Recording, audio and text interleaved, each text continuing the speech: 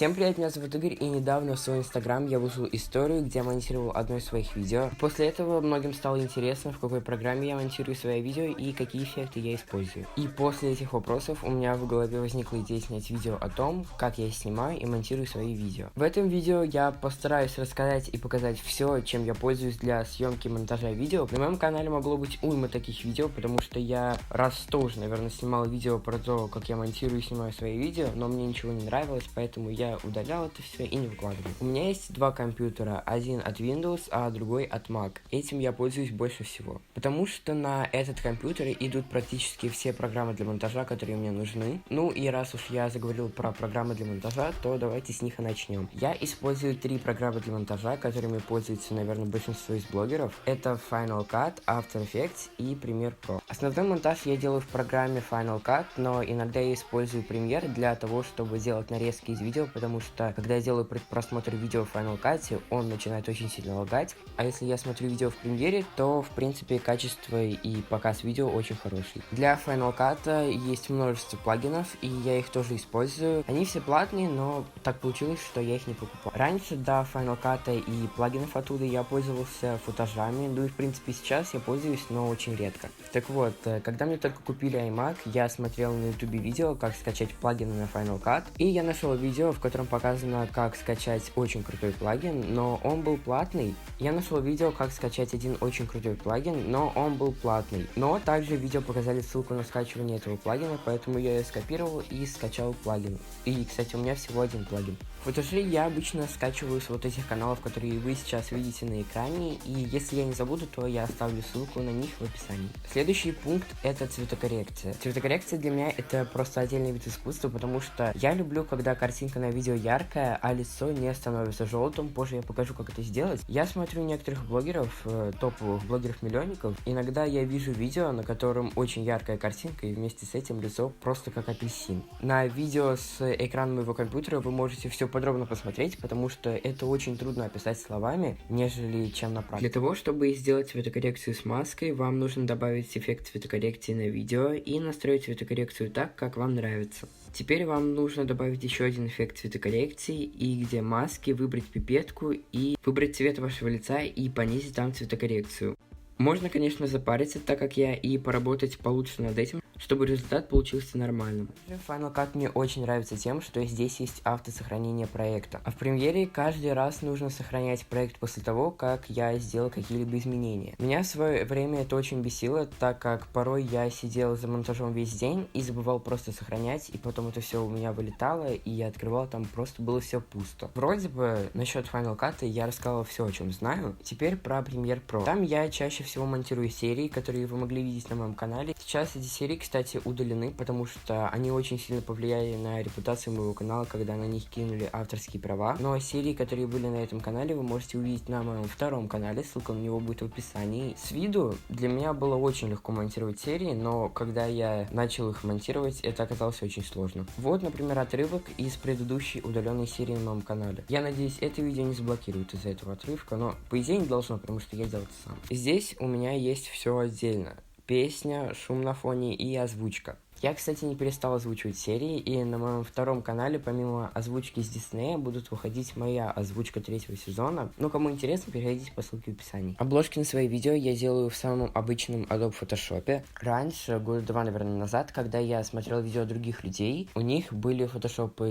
и посложнее, и полегче. Но после того, как я их скачал, я не мог с ними никак разобраться. Но потом до меня дошло, что есть Adobe Photoshop, я его скачал. И поначалу тоже были с ним проблемы, потому что мой комп тогда еще не тянул никакие программы, почти что такие, кроме Sony Vegas и еще какой-то. Но потом я все-таки установил и разобрался, и сейчас все офигенно. Я также видел, что некоторые ребята используют шаблоны для фотошопа, чтобы создавать обложки для видео, но все шаблоны, которые я находил, показались мне некрасивыми и скучными, поэтому все обложки на видео я делаю сам. Также знаю, что некоторые блогеры заказывают обложки у других людей за деньги, но мне это не нужно, потому что я хорошо придачу фотки. Про After Effects даже нечего сказать, потому что я пользовался этой программой лишь один раз, когда монтировал свое шоу полгода назад. В принципе, After Effects мне не нужен, потому что все это есть в Final Cut, либо же в премьере, поэтому как бы вот так. Эта программа просто стоит у меня на компьютере и все. Свои видео я снимаю на камеру Nikon D5100. Я помню, когда я ее покупал, у нас с ребятами-блогерами была беседа ВКонтакте, где мы обсуждали, какую камеру мне взять, Nikon D5100 или D5200. И все-таки я выбрал D5100, потому что она была и дешевле, и в принципе мне показалось, что они никак не отличаются. И по сравнению с другими камерами Nikon, да и Canon тоже, эта камера относительно дешевая, потому что она стоит 20 тысяч, в то время как Canon 80D вроде стоит 1040 или 50, или даже 60, я не знаю, я уже не помню, я давно смотрел. На эту камеру я не покупал никакие дополнительные объективы, потому что у меня уже есть самый обычный объектив, который шел в комплекте с камерой. Ну и в принципе этот объектив справляется со своей работой хорошо, поэтому я не вижу смысла его менять, потому что зачем мне покупать новый объектив, если он уже у меня есть.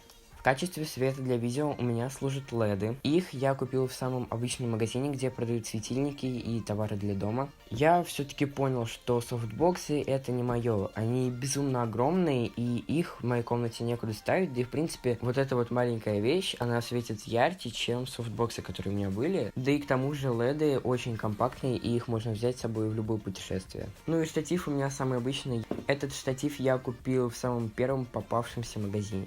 Также важной частью моего видео является задний фон, на котором у меня сейчас есть много огоньков, на котором у меня сейчас есть много светильников и ночников. Я снимал видео, где я читал предположения обо мне, и там я показывал, что откуда было куплено и какие вообще вещи есть на моем рабочем столе. Поэтому, когда оно выйдет, можете его посмотреть, но я надеюсь, оно все-таки выйдет раньше, чем это видео, но, возможно, это видео выйдет раньше, чем то. Также иногда я делаю раскадровку кадра, ну или же просто пишу в заметке в айфоне, куда какую вещь хочу поставить, чтобы потом во время съемки ничего не забыть. Съемка видео это сам по себе очень сложный процесс. Первым делом я занимаюсь задним фоном, убираю всякие лишние вещи и выставляю вот такие вот светильники, чтобы на видео потом это классно смотрелось. Потом я выставляю камеру и начинаю выставлять свет. И в основном это моя очень грубая ошибка, потому что я предпочитаю ручной фокус, так как автофокусу я больше не доверяю, потому что на моей камере он может иногда гулять. Потому что недавно я снимал одно видео, и просто половину видео фокус был не на мне, а на вот этой вот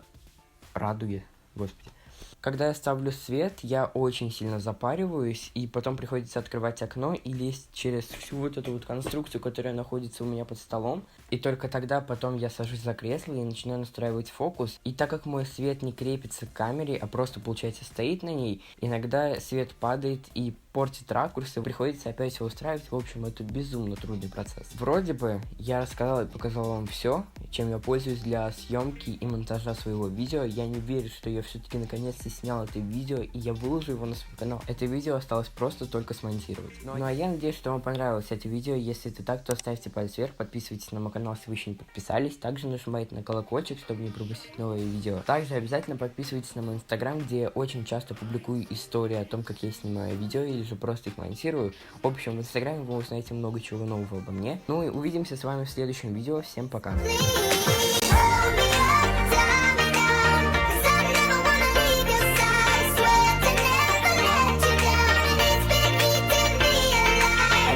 Для вас безумно хорошая новость, а в частности для тех, кто любит и умеет делать хорошие фотографии. Теперь за лайки на них вы можете зарабатывать реальные деньги. И в этом вам поможет Белакам. Белакам это социальная сеть, в которой люди получают реальные деньги за лайки на фотографиях. И единственное условие для заработка это сразу подтвердить вашу электронную почту, чтобы потом вы могли выводить деньги. На этом сайте безумно легко сориентироваться, и сейчас на примере я вам это покажу. Сначала нужно зарегистрироваться и обязательно, кстати, подтвердить свою электронную почту, потому что без нее вы не сможете выводить деньги. Для примера я захожу в поиск и ищу фотографии по хэштегу Белакам. Первая попавшая мне фотография набрала уже 500 лайков, и с нее человек заработал почти $7. Я зайду на профиль этого человека, и мы посмотрим, сколько он зарабатывает со своих фотографий.